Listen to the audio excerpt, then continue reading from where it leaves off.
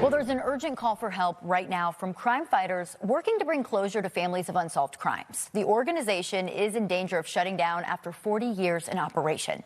NBC5's Vi Nguyen talked with the head of Cook County Crime Stoppers about the fight for funding.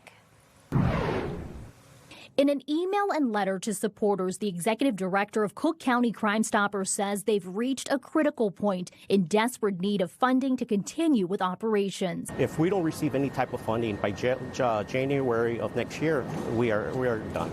Paul Rutherford took over as the executive director 2 years ago, but he's been with the nonprofit as a volunteer for 20 years. He says Crime Stoppers helped to solve his brother's murder, and he wants to do the same for others. This is my life.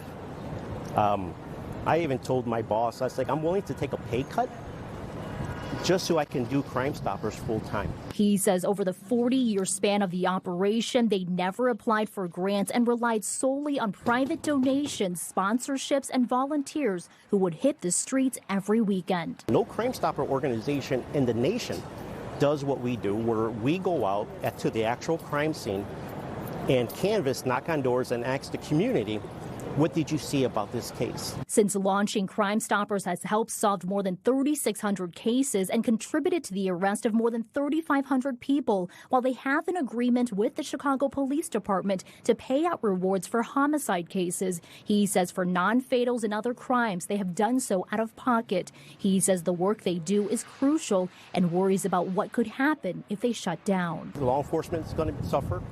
Victims of families are going to suffer. And the community most definitely is going to suffer. The executive director has requested to meet with the city's new deputy mayor of community safety to talk about possible funding. The nonprofit is applying for a $5 million grant tomorrow through Cook County. Reporting downtown, Vi Nguyen, NBC5 News. Thank you, Vi.